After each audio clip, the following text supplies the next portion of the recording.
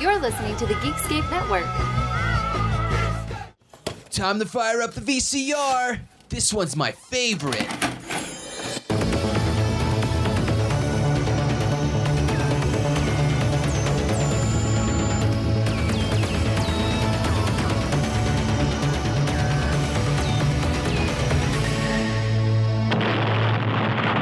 That was gold. Welcome to Analog Jones in the Temple Film. I'm Steve. I'm Matt. And we're a VHS podcast, except when the movie comes out direct to DVD. Matt, this week we are starting another animated Batman run because it was so much fun the first time. What are we watching for our Halloween hangover? Yeah, you know, it's Halloween season still. We're recording this the day after Halloween, so we're still kind of watching some of the spooky stuff because it's still in the mood. And Batman has crossed over with Dracula here, one of the greatest literary villains of all time. So we've got The Batman versus Dracula from 2005. Here's our trailer that isn't actually a trailer.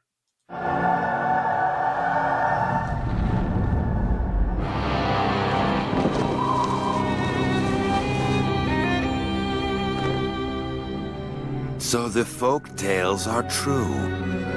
There is another bat in Gotham. Count Dracula, I presume. A legend you are apparently intimate with.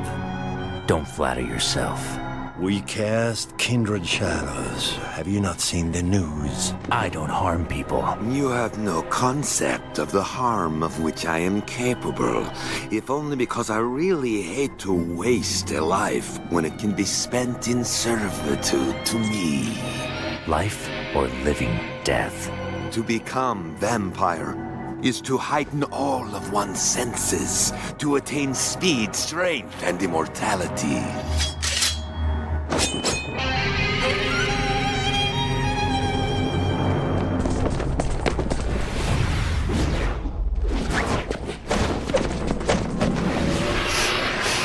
Dripping with garlic. It's really weird. They just take a scene that actually wasn't in the movie, but kind of was in the movie, and made it a trailer. And I think that had to do with because this is directed to DVD, and it was also attached to the Batman Begins movie. Yeah, and it was a Cartoon Network Toonami premiere as well. So this isn't a theatrical film. You know, we talked about, or I was supposed to talk about, and then I moved, the Batman Mask of the Phantasm and Sub-Zero, and those sort of have like the cinematic qualities. Now these are the kind of direct-to-video Batman stories. This is one of the first ones, though. And I do want to point out, this did actually come out on a VHS, but it is extremely hard to find because it was at the tail end of VHSs, and it probably had such a limited run because nobody was even carrying them anymore at the time. So they're extremely hard to find, but for all intents and purposes, we'll talk about it as a direct-to-DVD movie because that is what it is. Yeah, I would say this History of Violence, those type of VHSs are very difficult to find. Yeah, and it's not even worth trying to hunt them down or whatever because they're so rare. But yeah, this was probably one of the first 5 or 6 Batman animated movies. Now there have been probably 50 to 100 of them, but this was still pretty early on in the Batman animated movies thing, and I think this happened because Batman Begins was coming out at the same time. I think this was right after Batman Beyond, right? 2001. I think that was when that movie came out. I think we also had a Batman and Catwoman one, or maybe it was Batwoman. I can't remember. Yeah, it was Mystery of the Batwoman, which we will be covering soon. That was one of the other ones. So it was basically I think this is the 5th then. This would be the 5th animated movie. Yeah, and this one, you know, the original producers, writers, and everything of the Batman animated series really pushed hard to create a gigantic final ending of the Batman animated series. And, you know, the people who were in charge of the money didn't want to do it. They didn't think it would work, and they wanted to spend a lot less, get something out, and tie it to the Batman Begins. And this was a story that they had in the back burner that no one really knew what to do with. there had been Batman and Dracula or Batman and Vampire comics, but no one was clamoring for this. So this was definitely an odd one, because I remember when it came out, I was in college and, my kind of head tilted like, okay. I didn't watch it back then, though. This was the first time I ever watched it. But I had known about it for years, and I just kept avoiding it. I also missed this one when it first came out because, it was who was kind of clamoring for this. I mean, it wasn't until, it didn't have the excitement that Mask of the Phantasm had or Sub-Zero had, and then it wasn't until Gotham Knight that, which was probably the next one of these, that the animated movies kind of were started taken more seriously, and genuine excitement was around them. So this was kind of in that dead center where, who was asking for this, what audience is this for? I didn't really like The Batman, the animated series also that this is based on or tied in with. I didn't even really like Batman Beyond all that much. I was a animated series through and through guy, and Batman Beyond was okay for me, and then The Batman I didn't really like. So, this was all kind of part of that, and I just didn't see it. I just didn't see it until I started kind of going hard on the Batman animated movies around the time where we covered them last, and now I had since seen it then, and then this was now my second time watching it for the podcast here, and I could see why I kind of skipped it in 2005. Yeah, this was always the middle child Batman to me. It doesn't make this, my opinion here. It was after the animated series. It was after Batman Beyond, I think, because I believe this came out in maybe 2004, the original run. Ran for a couple seasons. I remember, when I was in college, people talking about it. But then I saw the design of Batman with the whole claws and everything, and how they were going back to a campy look, but a serious storytelling of it. I don't know. There's just something. I looked at this. I'm like, I'm not into it. Batman Beyond stretched it a little bit too far for me in the stylized. I never really liked the character that much. I think I mentioned it when we did the Batman Beyond movie. I think the problem was Batman the animated series was too damn strong. And that's the thing. You've got this being serious, but it doesn't have sort of the emotional weight that the animated series does. And I'm talking about the Batman, the series. Yeah. It just doesn't have the weight that one does. And once you've had that, anything else you're going to do after that is obviously not going to live up to how exciting and how great that series was. This is the movie, I guess, version of it. This is our movie adaptation of the Batman. And I definitely think I have more favorable things to say about this movie than I do the show. Listen, I wasn't an expert on it. I only saw a few episodes, but I thought Robin was pretty important in the Batman series that we're talking about, that ran for what I can see as 65 episodes, which is pretty good for an animated series, especially during the early 2000s when everything was being canceled immediately for some reason. Okay, so they get rid of Robin. I see the stylized look of them. It's hard for my mind to bend right now at this point in time, in 2004, because I have such an iconic look of the Batman series from the early to mid 90s and the movies that came out. And I think a lot of people from our generation, your generation, have a hard time breaking away from it because it was so damn good. And I bet a lot of people from the other generations a little bit farther up are annoyed at us. What do you think? Probably, because I think there's a generation that grew up with Batman Beyond and really holds that to a reverence that I don't, but I was older when Batman Beyond came out. I wasn't as interested in that kind of a story. I was more at that point, when Batman Beyond came out, more interested in the movies, the Batman movies. I wasn't so much into a new cartoon. I had loved my 90s ones, the animated series, but I think there are kids that hold that to reverence. I think that, some of the other kids that maybe grew up, I don't know so much about the Batman, but maybe Brave and the Bold or one of the other kind of Batman shows, they grew up with that. They grew up with Teen Titans. They love that stuff. And There's nothing wrong with that. I think that's great. It just means that each of our generations have had good Batman stories told, and that's fine by me. As a super huge Batman fan, that's fine by me. But yeah, I think to then an extent, we sound kind of annoying when we're like, well, the animated series was the best, because if a kid grew up with Batman Beyond and loved it,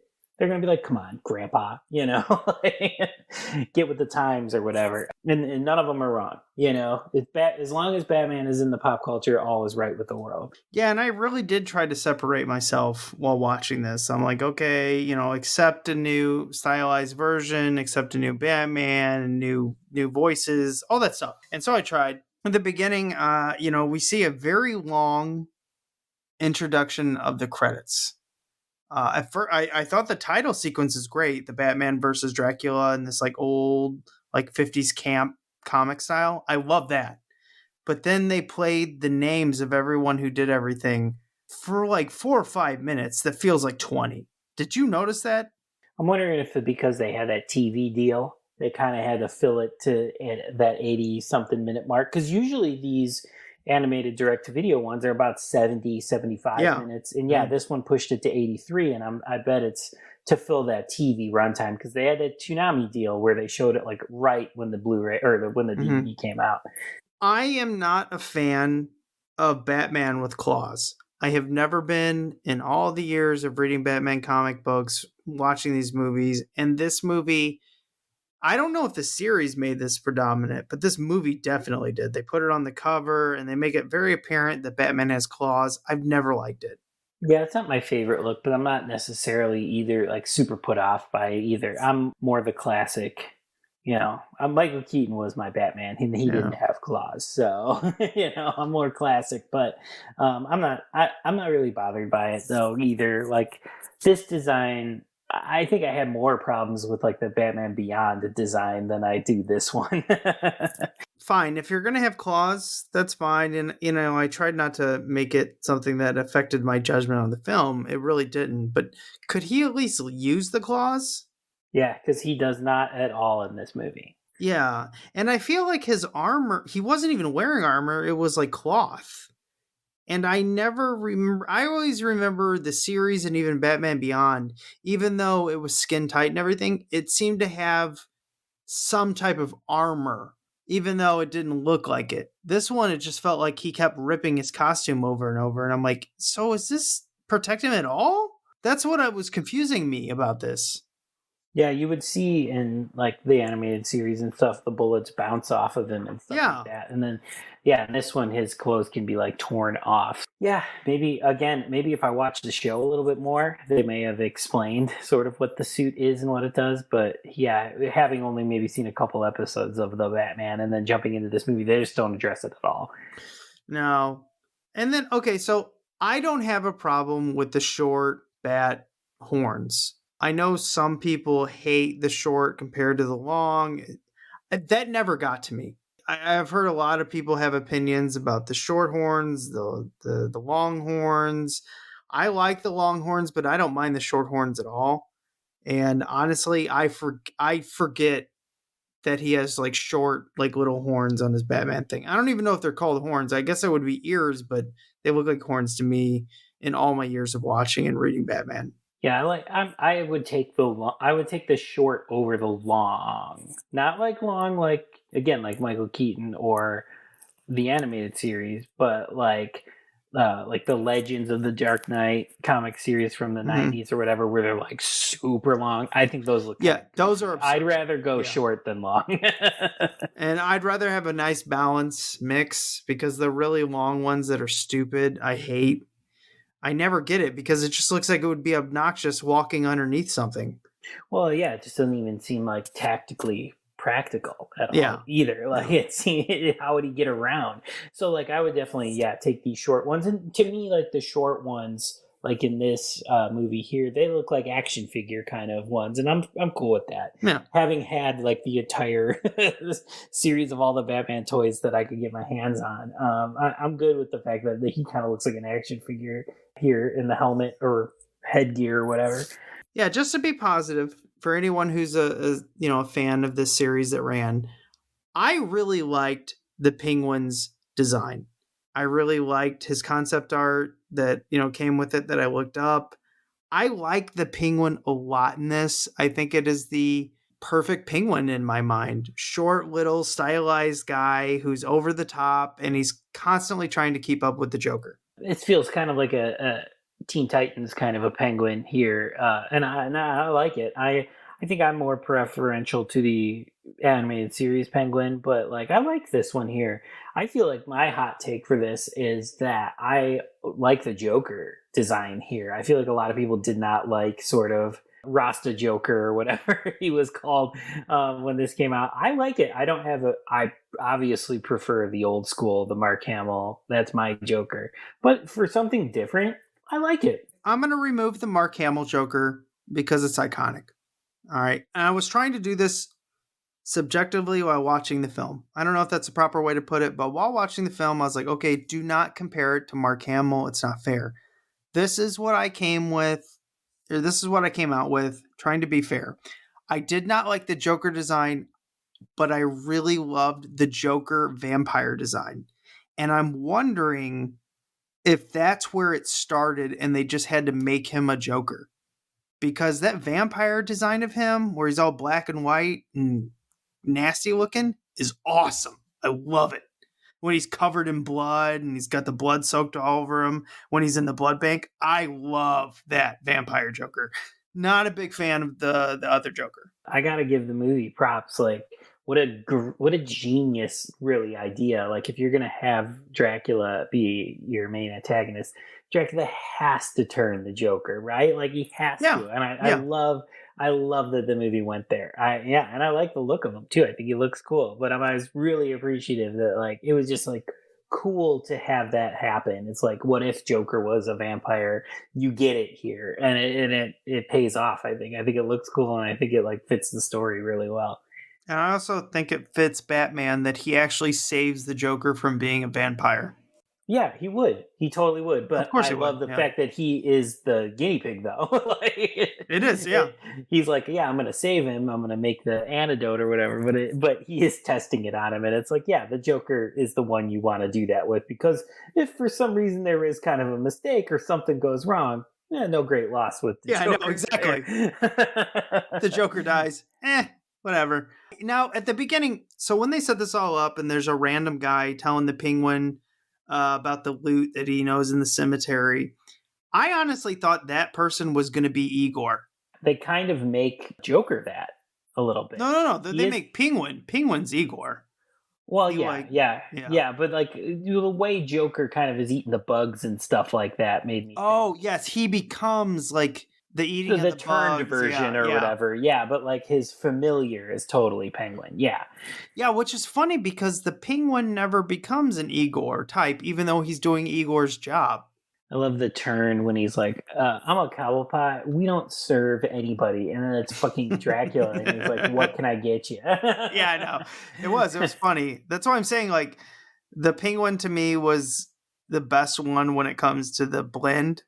We can disagree because it's just an interesting take. Now, as much as I love Peter Stormare as the voice of this, and as much as I actually liked Dracula as kind of like on his own, for some reason when I mixed Dracula with Batman, I wasn't feeling the tension. There was certain parts of this I liked, but there's a lot of parts where I was kind of checking the clock a little and I felt bad. But I have to be honest, I was checking the clock during this. Yeah, I didn't have that as much, and I really, really, really, really, really like Peter Stormare in this. I think he should be cast as the voice of Dracula for like anything. Doesn't even have to be Batman related, because he seems like he is a vampire in real life. But I don't think he'd disagree with you. So yeah, he's so good. God, I'm such a Peter Stormare fan. I'm such a big fan. Yeah, I think he's great in this. Yeah, I didn't have the problems with the checking of the clock. To me, this was just like a breezy, easy watch, but like not my favorite or anything. You know, like it's kind of neutral ground when it comes to that. But like this is what it is. Take it as it is, and like I didn't need to go deeper. I didn't need to think about it or anything like that. As like a surface kind of just cartoon movie, it was fine. That's how I felt about it. I like the Vicky Vale. I just wish she'd do more at the end. But whatever. I get it. It was a Batman and Dracula film. I was surprised that there was no Batgirl, there was no Robin, there was nothing like that in this. It was just Batman versus Dracula with a little bit of help from Alfred. I did like Alfred in this. I like how he was also kind of a dick to other servers. I just enjoyed that as someone who was a server themselves. chasing them down and being like, you're walking, make your way around the room. Circulate.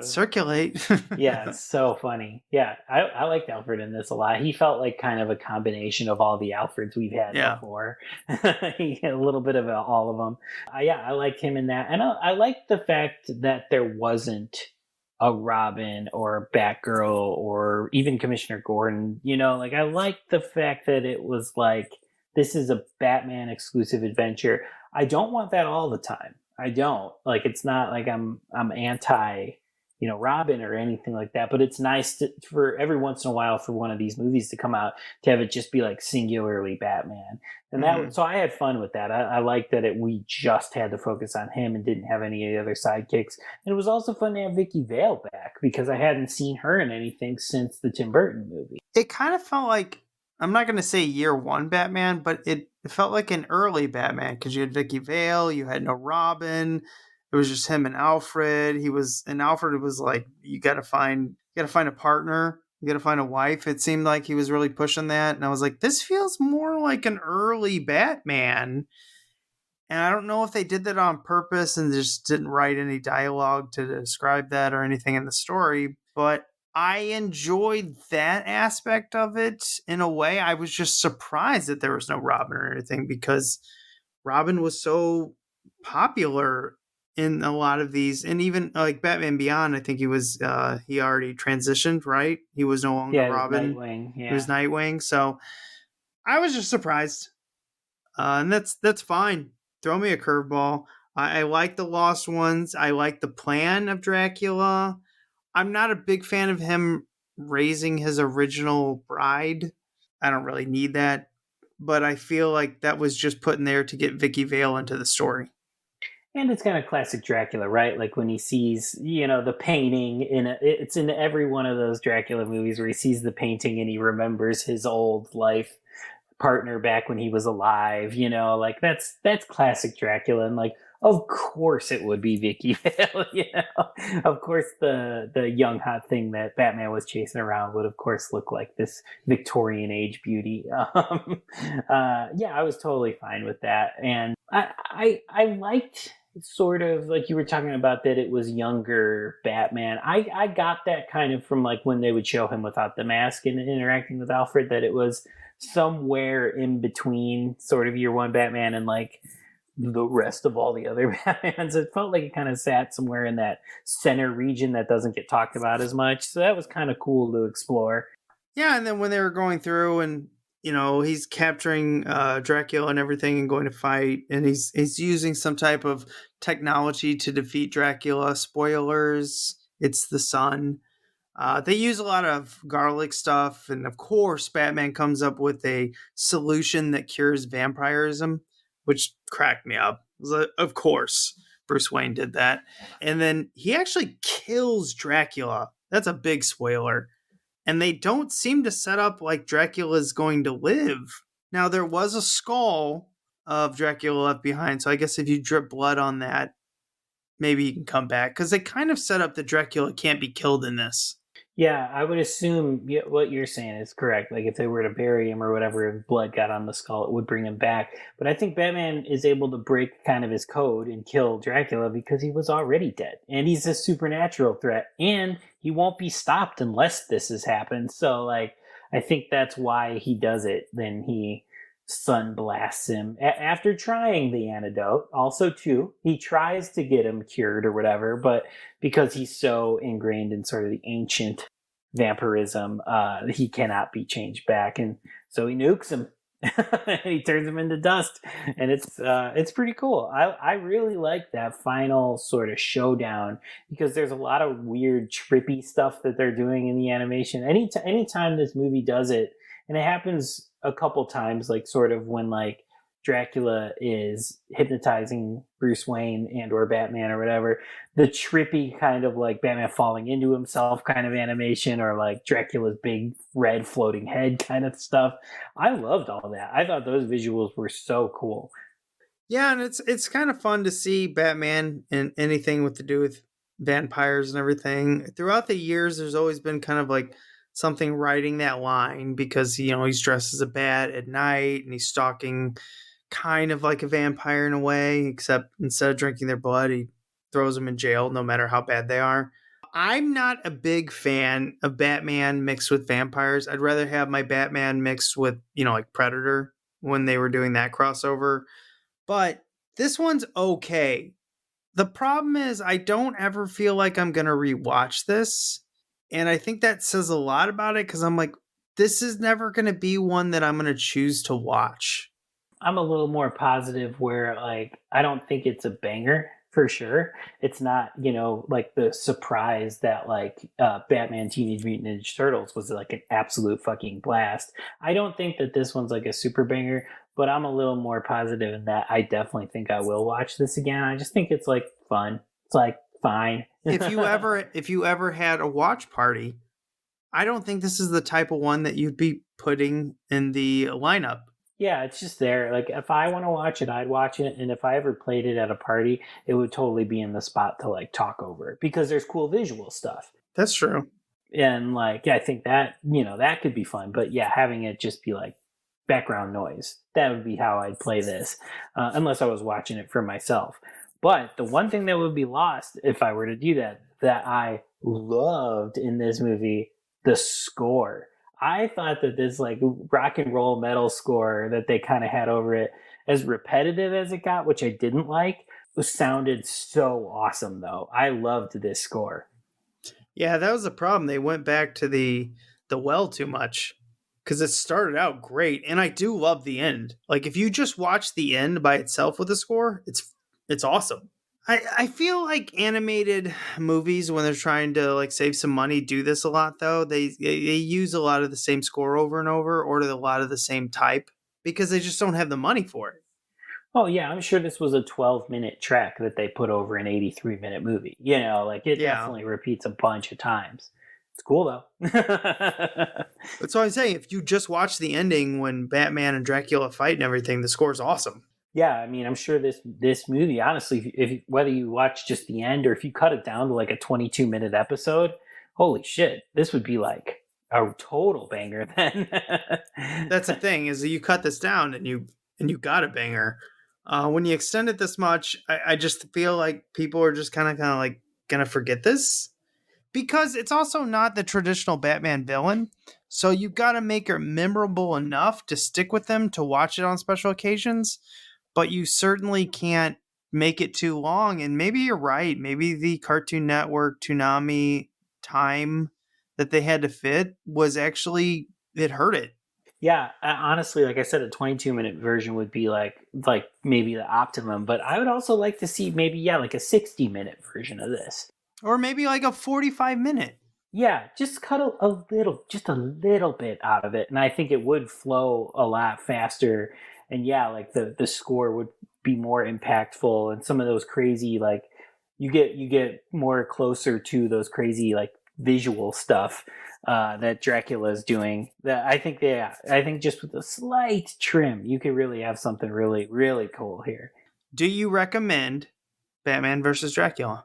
I definitely do. I mean, if you like these kind of things, like if you're listening to this episode, you're into the Batman animated stuff. If you are into this, I think it's a good one. I don't think it's a great one. I don't think it's like super groundbreaking or super memorable, but there's so much worse ways to spend 83 minutes, like in terms of animations and adaptations and direct-to-video sequels and things like that. This was pretty good. I think it's pretty good. I would watch it again. It's not one of my favorites. I don't own it, but I like it. If you need a Halloween fix and a Batman fix, this is perfect. If you've got all of the Batman animated series, Batman animated movies at your fingertips, I don't recommend it. There's much better.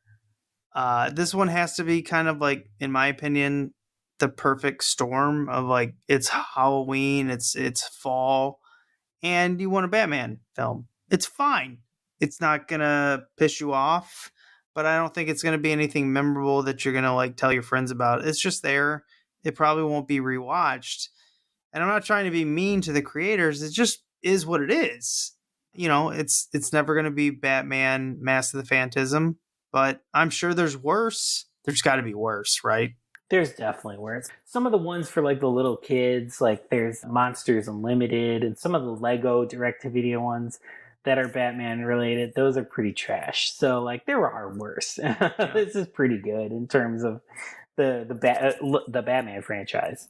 Yeah, but you can see potential in this one. I think that's what's promising. Yeah, somebody needs to cut me an hour version of this or a 45-minute version of this, and I will watch that all the time. All right, let's go on to the museum.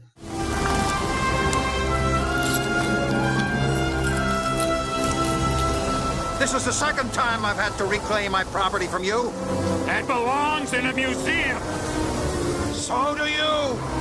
This is the part of the show where we go out like Indy and bring something back. It is another wing of our Batman animated series, which is so much fun to go through these because you get so many different stories. But Matt, I'll let you go first. What you putting in? You know, I told you I love the score. I love the visual stuff. But I mean, when it comes down to it, Ace is casting Peter Stormare as Dracula. So I'm going to put his Dracula in the wing representing this movie because I think he should be cast as that character more, whether it's in the Batman verse or not. Yeah, I'll put the penguin in. I mentioned at the beginning. I just really like this penguin. I like a lot of penguins, but I think this one works really well in this world. How he's always trying to kind of keep up with the Joker. How he's kind of arrogant, even though he gets put up against someone like Dracula and immediately bends because Dracula does his whole eye thing and, you know, turns him into his little servant. I liked Penguin in this. He was really entertaining to me. I liked him a lot too, though. I did. As much as I say I kind of prefer my animated series one, I did really like this Penguin, and I thought he was pretty funny in this too. Yeah, he just seems like he kind of knew what film he was in, even though he didn't know what film he was in. If an animated character could have thoughts like that, yes, he knew what he was doing, and he was playing, and it was fun to watch. Yeah, and I love how at the very end, he's just like, man, I'm going to get you. And then he finds all the gold, and he's like, oh, and then he gets caught. And I cracked up. I cracked up when he got caught. I just loved it. It was perfect. He only cares about the gold. Yeah, as soon as he forgets about Dracula, he's like, who? Oh, gold. Perfect. I did love that ending. Okay, so let's go on to what we've been watching. I'll start first. I completed the Elvira book. Really good. I will be honest, I found the best part of the book was probably the first like 60% because it was her background story of growing up and how many adventures she's been through in her life and crazy stuff and everything. Once we got to the Elvira part, it was fun, but it wasn't as adventurous. I didn't find myself like being captured by it as much, even though it was good. I'm not saying it was bad. I'm just like, her life before becoming Elvira, what a life. I highly recommend that. Even past like horror hounds, just people who are into like fun stories of people who went through a lot in the 60s and 70s and 80s. A great book. Highly recommend. Yeah, isn't it always sort of the case when you kind of have like iconic or legendary character? The most interesting stuff is how they got there, not their reign, not while they were sitting on top of the world. You want to know what led to that. So I could see that being the case in the book. I haven't read it, but I could see that definitely being the case. Yeah, it's her journey, not so much the destination. That's really fun to listen to. All right, you got something? I don't have anything really new to report, and I don't have. I didn't find anything over Halloween. There's no rules here, Matt. Whatever you want. I know, but I'm going to pick out some super classics here. it's funny for like leading. So we're talking Halloween Hangover, and it leading to Halloween. Like the day before Halloween, watched Beetlejuice, which I have said is like my favorite movie. Period. And then yesterday on Halloween, watched what I consider my kind of second favorite movie and maybe favorite traditional horror movie in The Mouth of Madness. So watched that yesterday. So today I'm going to treat myself to the third favorite movie, and my favorite movie that I told everybody was my favorite movie when I was like a teenager, and that's Evil Dead. So I'm kind of doing like my 3 favorite movies for this Halloween season. So it has been very fun to go back. You can listen to us talk for a long time about Beetlejuice and how perfect it is in that episode. I think that was last year, right? I think so. Or yeah. 2 years. Guys, we've been doing this for fucking ever. 2 years ago or last year. But yeah, it was fun to go back and revisit some favorites for Halloween, and I'm looking forward to watching Evil Dead tonight and kind of completing my big 3. Now I hit my Evil Dead 2. Always happy to do that. I watched that over Evil Dead more for just time sake, because having a kid's a little bit harder. You know, Evil Dead 2 is more my personality. Oh, yeah. Yeah, so, and then one thing I finally snuck in, and actually I went through it because I was fascinated by it, was Squid Game. Squid Games. I don't know if it's Squid Game or Squid Games. Either way. You know, it's funny. I've heard a lot of people, including Chris, who guest starred here. You know, it is depressing.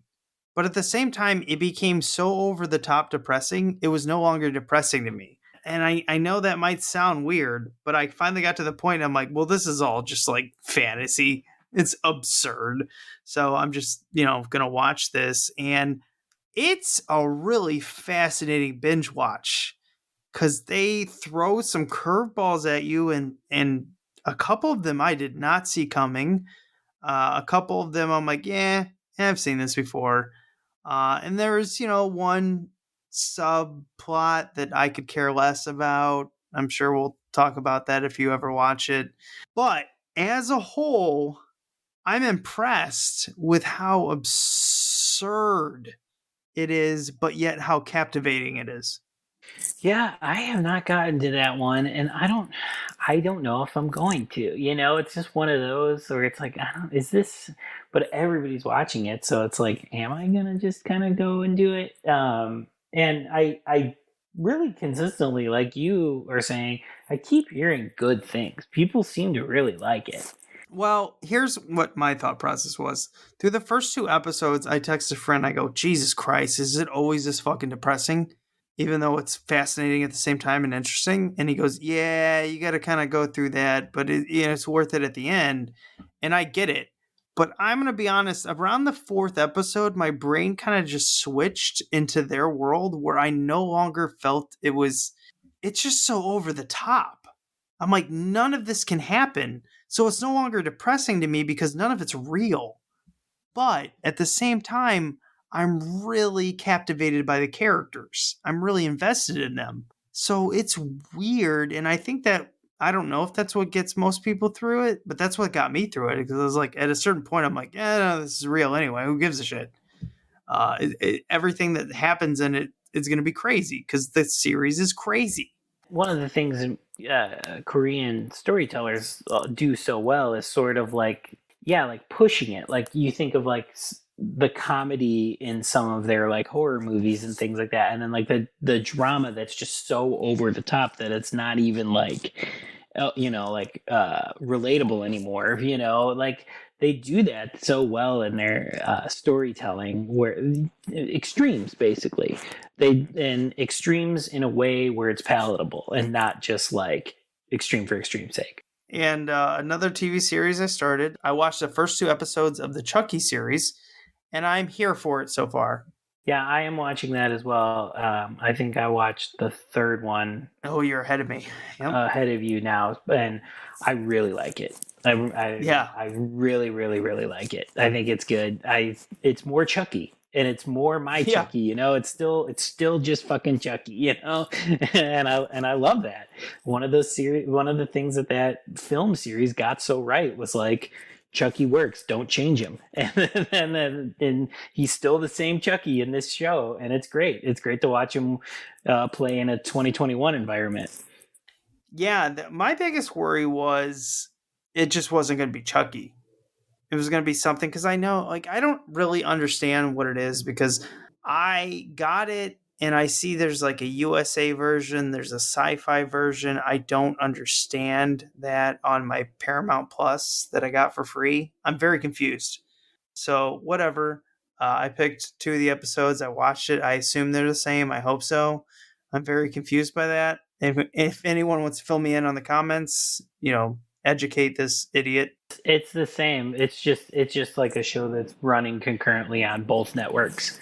That's all. That's so weird. I've never, I don't see that. I don't ever see that.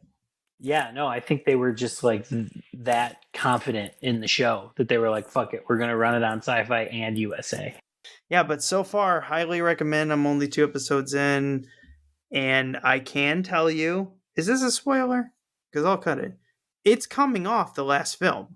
Oh, that's not a spoiler. I think it's advertised. Okay, I just want to make sure that it's not a spoiler. It's all coming off the last film, and it's kind of fun to see the characters. I'm only 2 episodes in, so I don't know all the characters that are introduced, but I can tell you there are characters from the past introduced. That's all I'm saying. And I think we're building, we're learning these characters, and I think we're building to second half of the series, sort of just all of them on top of each other. And I cannot wait for this fast and furious get together of everyone from the Chucky franchise. And I will tell you, the main kid who's playing it, having Devon Sawa as your Devon Sawa as your dad, who is also playing his uncle as well. Yeah, it's pretty interesting, because when I first saw that scene when it had both of them on at the same time, I'm like, what the fuck? Yeah, Devon Sawa is here playing twins, and I'm for it, because that just means I get more Devon Sawa. It should be really interesting to see how this plays out, because so far, so good. I like it. I'm with you. I like it a lot. That will end it this week. Thanks for listening to our review on Batman versus Dracula. And we'll be back for another Batman animated movie. So remember to be kind. And rewind.